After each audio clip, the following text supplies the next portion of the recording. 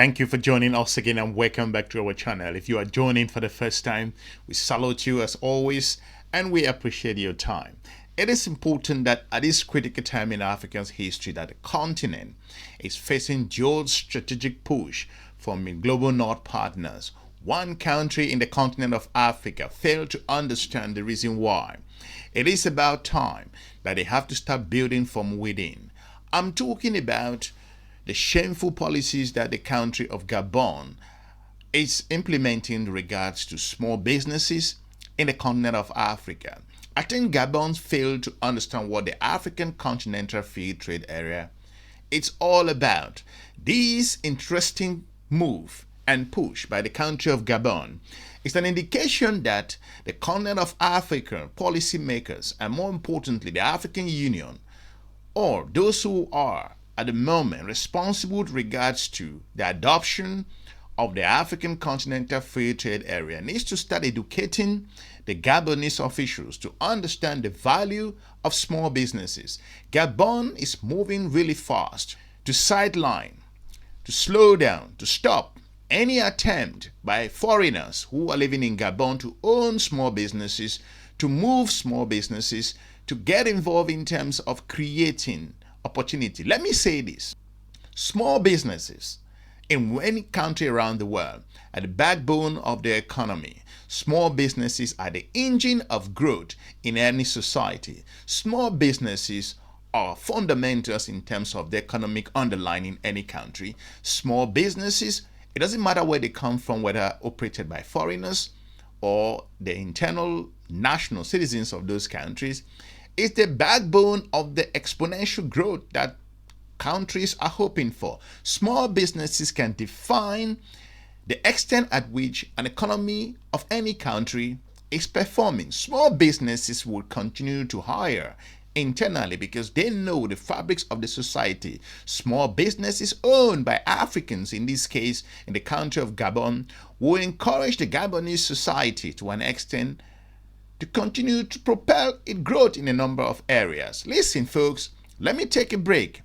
Just imagine for a second, the country of France is asking Germans who are living there, the British who are living in France, the Dutch citizens who are living in France, the Belgians living in France, that they should not own small businesses, that they should not take full control of their own potential, that they are living in the country, they cannot own small businesses to run their society. Just imagine the scandal that will get in the global media. And Africa, at this critical time in the history, a country like Gabon move forward, who is struggling economically, a country that at the moment cannot write home about regards to its fundamentals in its growth and advancement, is questioning Africans who are there living within the society to add value into the system.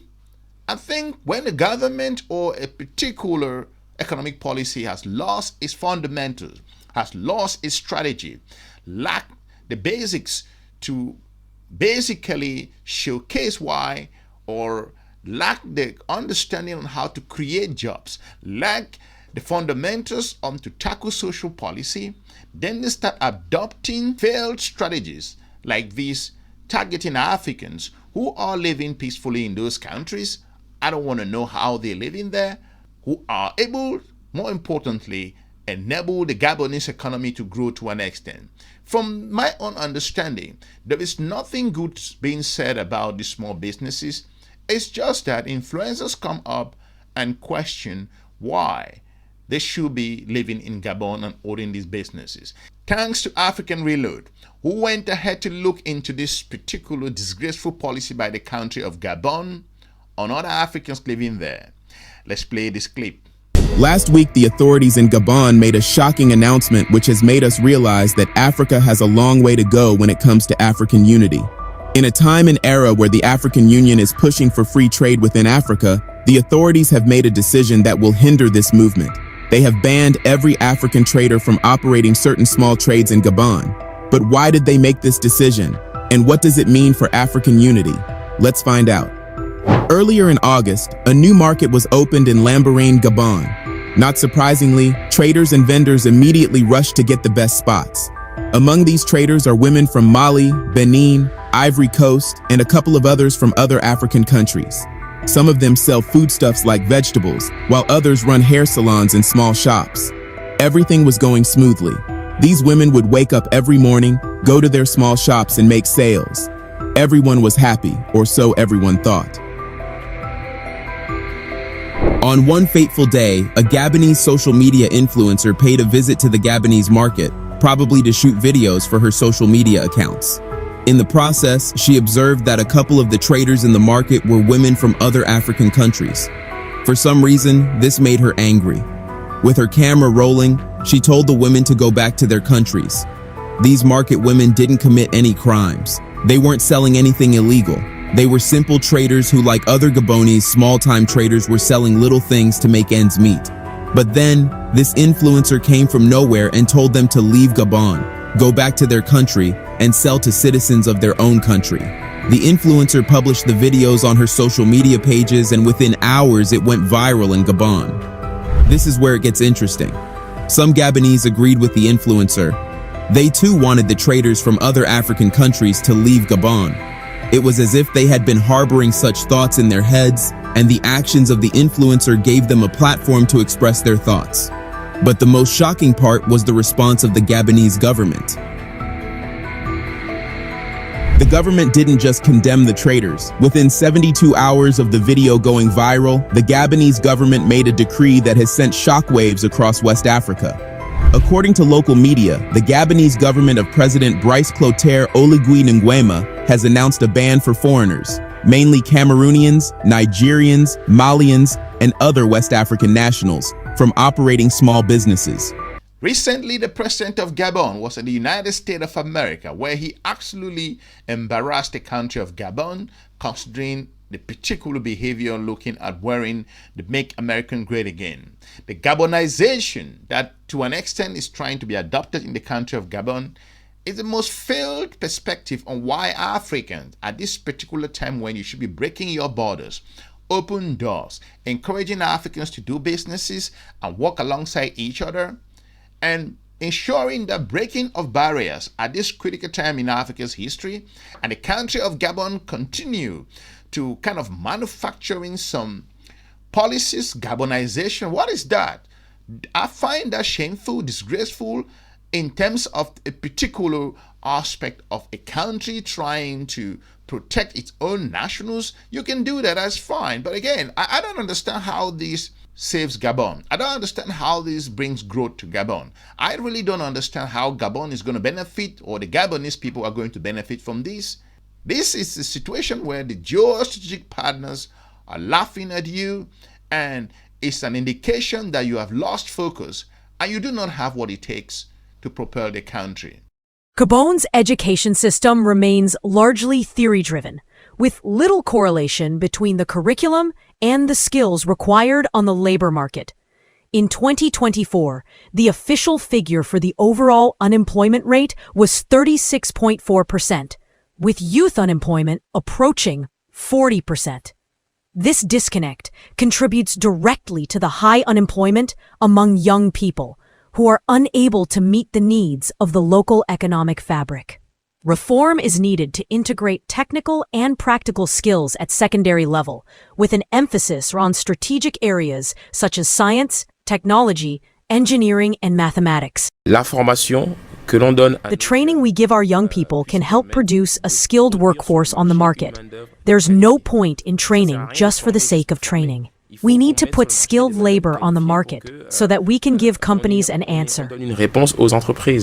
In addition, the lack of coordination between training policies and the real needs of the labor market is a major cause of structural unemployment in Gabon. The lack of skilled labor in key sectors such as agriculture, fishing, construction, and the extractive industries is a major brake on economic growth. High schools only train for theoretical subjects, linked to the trade, of course. Companies provide practical training. We are lucky to have this system because the state no longer pays for the labor. The company pays for it. According to education experts, the introduction of a harmonized institutional framework including skills mapping, validation of acquired experience, and certification of diplomas, would make it easier to steer young people towards promising sectors. This is a challenge that the new president of Gabon will have to take into account after the elections on the 14th April 2025. In the United States of America, most recently, the president of Gabon came out and said to the United States that we do have natural resources. We are inviting foreign companies to come to the country to basically do business, and more importantly, they can excavate or ensure that they can do business together with the natural resources in Gabon. So what has happened to the natural resources? What is happening? Why Gabon feel that it is okay to invite international companies to come in, and small businesses from the continent of Africa cannot be allowed to excel, cannot be allowed to show what they do have, cannot be allowed full advantage of their potential of their receiving country, in this case Gabon. I think the continent of Africa's behavior with regards to this, Gabon's approach should be called out, and should be called out now.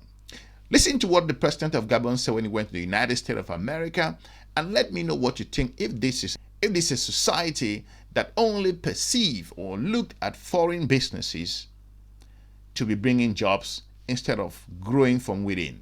Let's play this clip. I would like to commend you, Mr. President, for the success you had in reaching a peace agreement between Rwanda and the DRC. Africa is a vast continent that has many problems, and we truly count on you for your assistance in Sudan and in the Sahel, because no investment can be made when there is a war. For investment, you need peace. The other heads of state who are here with me represent countries that are at peace, and that has been the case for some time. When we also have raw materials, minerals, rare earths. We are not poor countries. We are rich countries when it comes to raw materials, but we need partners to support us and help us develop those resources with win-win partnerships. That is our wish. I often listen to your remarks and speeches, Mr. President. We also want our raw materials to be processed locally in our country so that we can create value and to create jobs for youth so that they stop dying. They are crossing the sea, the ocean, to go to other countries. That is what we want, to have local processing of raw materials. Gabon is a rich country. We have over 2 million inhabitants and a great deal of diversity, raw materials, oil and gas reserves. And we would like those resources to be tapped using an economic model that fits. Since our liberation, we have changed how we do trade. We've focused on transparency and bids for anyone who wants to come invest in our country.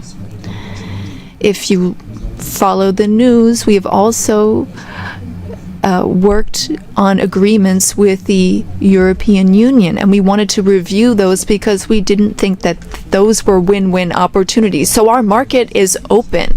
We want to process manganese locally, which you purchase through a company called Aramet. And I'm sure that it's more expensive compared to when you can come and buy it directly from us. In order to do this local processing, we need 8 to 10 gigawatts of electricity. Again, this is an open bid. Any American company that wants to invest in electricity in Gabon is welcome to take advantage of that opportunity. Now, looking at defense, the Gulf of Guinea is an issue. There is maritime piracy in that area, and we want to work together to stabilize it. You said you had the best equipment, the best military equipment, and that's what we'd like to have so that we can stop maritime piracy in the Gulf of Guinea. We can't do it alone. We need a reliable and strong partner that is committed and that takes real steps, real action. We also need to be pragmatic, and that's what you are. And I'm a general, and I am too. I'm pragmatic. I like it when things move quickly. Our country is free, open to one and all. You are welcome to come and invest. Otherwise, other countries might come instead of you. Thank you. I think it's an embarrassment for the country of Gabon and the Gabonese people to come through this particular policy, which I think at the moment has been shameful and disgraceful for the country of Gabon. If you listen to the particular reason why this is even coming up, it will embarrass you. I cannot imagine that to talk is one thing, to govern is another thing. I think governance is a problem now in the country of Gabon, and we're beginning to see why at this particular time the Gabonese people are beginning to realize that the small businesses that are being held, that are managed, that are run by Africans who come from other countries, I think that they do have some beneficial aspect in living in those countries and contributing in the Gabonese economy. Let's play this clip from African Reload that went ahead to look into some other insight regards to the reason why Gabon has lost its focus. Let's play this clip. Presented as a measure to protect national operators, this decision is part of a strategy of Gabonization of urban economic circuits.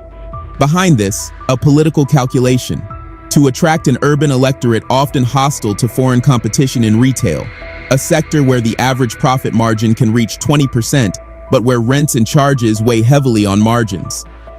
After the announcement at the Council of Ministers on Tuesday, August 12th, the Gabonese government decided to ban expatriates from practicing certain small trades. This is to combat unemployment and gradually take control of the country's small economy. Foreigners living in Gabon are now prohibited from engaging in local commerce, sending and repairing phones and small devices, street hairdressing and beauty care. The same goes for artisanal gold mining, crop purchasing, operation of small workshops or gaming machines.